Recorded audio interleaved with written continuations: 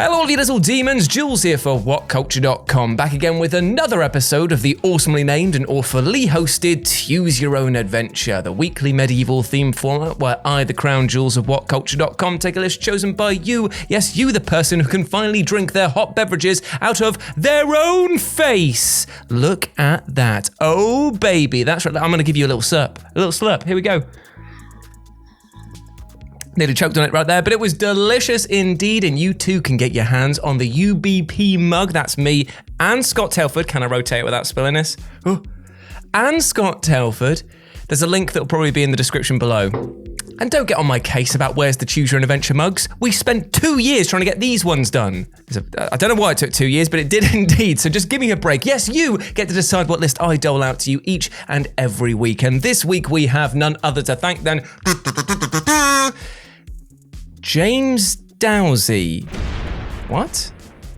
How about cursed video game items? And also, how about you give James a 2-week holiday, you silly fool, from not James, don't look at my username, ain't me, see ya. James, what's going on here? Yeah, fair one. Okay, so let's talk about it then, my friend. As I'm Jules, this is WhatCulture.com, and these are video game curses you actually want.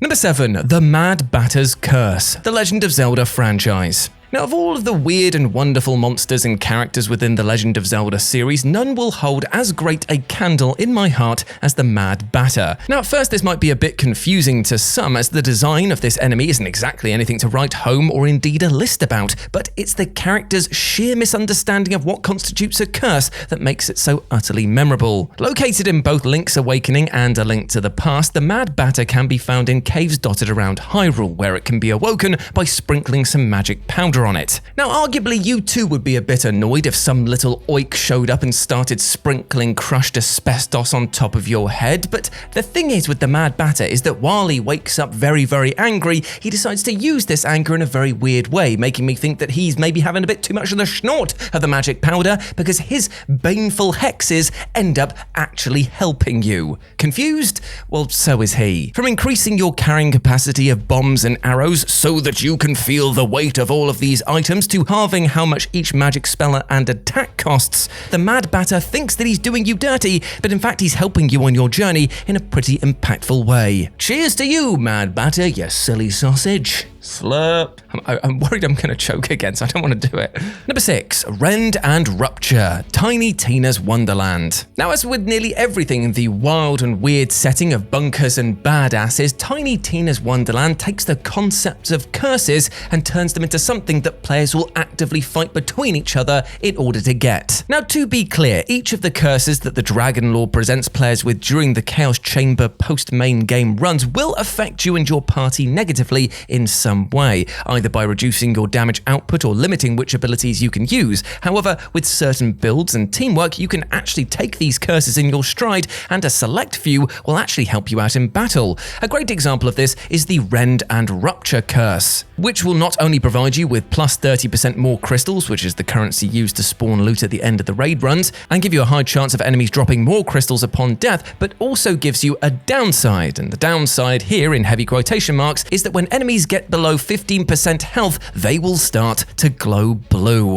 Now, I know what you're thinking around this point. Blue? Oh my god, what does that mean? Does blue mean good things? Does that mean bad things? Are they going to explode? Are they going to turn into some sort of crazy monster? Does that mean that they're going to start singing Eiffel 65? Well, no, my friends, calm down. What it actually means is that when you attack these enemies with a melee attack, they will explode and drop a health potion.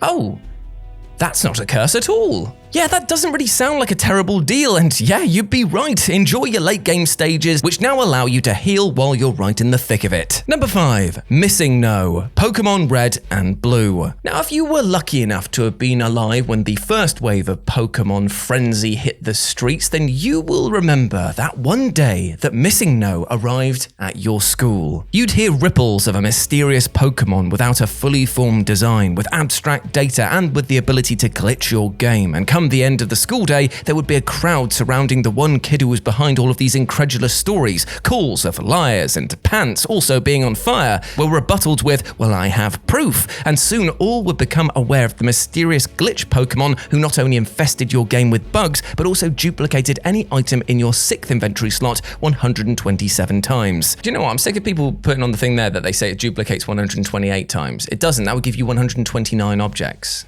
right? 127 duplications of one object is 128 things.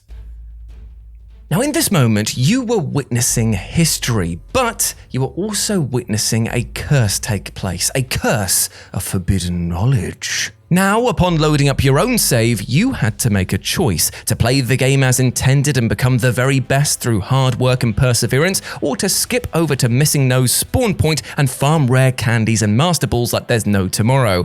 I mean, sure, you'd have a full level 99 roster and all of the best critters out there, but was it worth it? Was it worth the guilt and shame of using this curse? And unfortunately, it became so pervasive that in my school, you had to actually defend your rosters by saying no missing no glitch or purist run. It's crazy. We were just playing the game, but then this guy came along and he changed it and ruined it forever. What a curse. Number 4, being a frog. Chrono Trigger. Now, I can imagine that being turned into an animal against your will is probably the type of thing that's going to leave you with a lot of unresolved rage, as outside of becoming a cat in a lovely home where you can just get all the nice treats and belly tickles that you want, it's going to be a life of bad food, cold outdoor evenings, and maybe just your owners trying to put you into some costumes like the weird freaks that they are.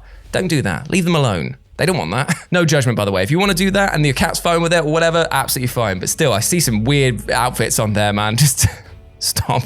And yet, things are even worse for Glenn from Chrono Trigger, as he was turned into a frog against his will by the evil Magus, or Magus, depending on how you want to pronounce it, and now has to deal with some super slimy skin, shopping for clothes in an Action Man catalogue, and even has the humility of people calling him Frog to his face, which kind of just seems really, really offensive, right? However, on the plus side, while he looks like a pre-Prince Charming awaiting a kiss, he's got insane strength and a super stretchy tongue that somehow makes for the perfect warrior combo. In fact, despite Glenn seeking out the person that turned him into the frog in the first place to destroy him for cursing him, by the time the pair actually come to blows, Glenn realizes how awesome his new powers are and even thanks him for the transformation. Now, this is the thing. I know that there's going to be people watching this video who will not want to pick up the slimy and much secreted scepter of being a frog, but at the same time, you can't deny how much Glenn comes to love his powers come the end of this game, even though he does turn into a human in the animated ending. The point stands. Number 3, The Devil Bringer, Devil May Cry 4. Now, if there's anything that the likes of Bionic Commando, God Hand, and many, many Warhammer 40k figurines have showed me, it is that having a mechanized hand or some sort of magic-infused arm is a very good thing indeed. Aside from wiping after going to the toilet, but that is a small drawback for the sheer amount of power that these appendages offer, which makes it a little surprising to see Nero act with such resentment of his own arm in Devil May Cry 4. Which has undergone a bit of a glow-up since he was injured prior to the game's setting. After this injury, his latent demonic power was awakened and infused his arm with a monstrous amount of crazy skills and a cool glow-in-the-dark feature, which I'm sure is excellent for bedtime reading. Now, to be clear, the demonic entities that are residing within him, they do whisper to him now that they have taken over his arm, and they kind of tell him to do bad stuff and sort of like in a Randy Orton style whispering the voices to him. But the thing is that when you're actually in combat and using his arm, well, the only voice that you're going to be hearing is your own cackling and maniacal glee, because this is the thing, the Devil Bringer kicks ass. Creating a giant spectral fist, Nero can punch, grab, and toss his opponents around the arena as if they were nothing, and once powered up can explode into an even more powerful form, which again makes him moping around seem all the more strange. Oh no, my magical arm that's got all of these crazy benefits occasionally whispers to me and ruins the plot of Avengers Endgame. Oh no, how horrible for me. Boo-hoo-hoo, let me wipe my tears with all of these amazing claws. Get over it, mate. And you know what he did, actually, because by the end of the game, he's come to terms with it. His paramour doesn't mind it at all whatsoever, and he controls the voices, and it glows a different colour. That is a win-win-win-win situation. Yeah, Devil Bringer's cool, man. I want it. I'd have it right now. Number 2, Lycanthropy, The Elder Scrolls II Daggerfall. Now, on paper, becoming a werewolf in any form of literature, movie, or video game seems like a right pain in the very hairy hole. For starters, say goodbye to your favorite t-shirt every time you go pube beast, and also the lack of any semblance of rationality is likely going to lead to some terrible acts, such as either biting the face off of your loved ones or giving YouTube what they want and signing up for premium. However, as with the likes of Twilight taking all forms of horrible curses and making them mildly annoying at worst and moderately sexy at best, The Elder Scrolls Daggerfall also renders the curse of the lycanthrope as something with far less bite than its bark. Now here, in the game that paved the way for what the series is today, you could become a hulking brute of an animal, even with the added choice of becoming a were-boar. I mean, you literally get 2 options, werewolf, were-boar. How spoiled you are. Both of which give massive buffs to strength and endurance, as well as a rather nifty ability to ignore all silver-based weapons. Now, as you can imagine, in a world where most people don't have 2 coins to rub together to buy a loaf of bread and have armed themselves with stuff out of the cutlery drawer, this is basically like walking through entire swathes of armies with them trying to attack you with nothing more than bendy plastic sporks and your armor is a giant mattress. You are not feeling nor caring about any of this. But the downside for all of this power? Well, you're told by the game that you need to hunt down an NPC or town guard every 2 weeks or your health will begin to drain. Oh no! Now, this is the thing, we're not above killing NPCs in order to satiate this need, and especially not in Daggerfall, where if you kill someone, there's a good chance that they will actually just respawn behind you because the game is not programmed that well by today's standards. And also the fact that your crime histories don't go between your werewolf form or your regular form, so that means that you can basically just kill somebody, switch straight away back to human form, and everyone's like, who did that then? Maybe it was the guy in just his underpants over there.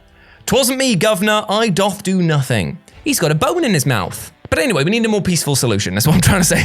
So you know what, how about we go on a simple mission to kill another lycanthrope who is much more evil than you, return to a Daedric shrine, and get a ring that lets you, let me check my notes here, transform at will and removes the need to kill. Seriously, at that point, how is this a curse? That is a boon. And number 1, all of the air quote curses. Paper Mario, the Thousand-Year Door. Ah, the Paper Mario franchise. What a beautiful crumb of a gaming offshoot that fell gloriously from the larger Mario mustache collection. Look at it go. It's off the screen now. Bye. And when people talk about their favorite Mario games, if a Paper Mario title isn't in their immediate top 3, then I tell you what, it's clear they've never played them. As if that person had, well, they would be wearing down your eardrum with loud praise for these fantastic titles. The writing, the characters, and the absolute sledgehammer that they take to the fourth wall and video game conventions mark these titles as games never afraid to poke fun at themselves in order to provide the player with a good time. I mean, take for example how ThousandYear Door tackles the concept of a video game curse. In most video games, a curse would be just that, an absolute carbuncle on your enjoyment that will limit your abilities or make your attacks about as deadly as a passive-aggressive post-it note. But not here, baby, because the curses that Mario comes across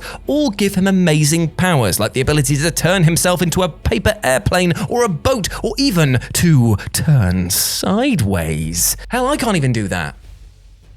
I'm trying right now. Now, it's a bit confusing at first why these demon chests are offering such boons to Mario and chums until you realize that each of the demons inside were once actually heroes of the land and are using their own cursed state to dole out blessings in disguise in order to help out our papery ex-plumber. So you know what, mate? Load me up. I'll take them all because curses in this game, well, they are anything but. And there we go, my friends. Those were video game curses that you'd actually want. I hope that you enjoyed that and let me know what you thought about it down in the comments section below, as well as your suggestions for next week's episode. But before I go, I just want to say one thing. Now, obviously, you can go follow me here on the social medias and James Dow's-E over there with his social medias, but we want to say thank you to James as well, who's about to embark on a 2-week trip to parts unknown. I literally have no idea where he's going. I can't even think of a place. Come on, Jules. Is it Maidenhead? Is it Minehead? You're going to Butlins? That's only going to pop about 3 people in the audience here, but still, wish him the best, wish him some love, and again, thank you for editing this. We're going to have an interesting couple of weeks ahead because Both Joe and Dan are also busy for most of the next week, so they're going to split the list in two next week and edit them side by side.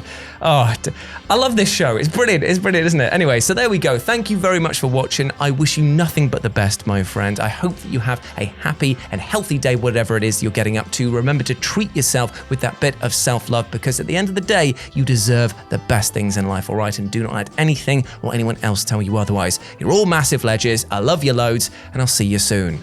Bye.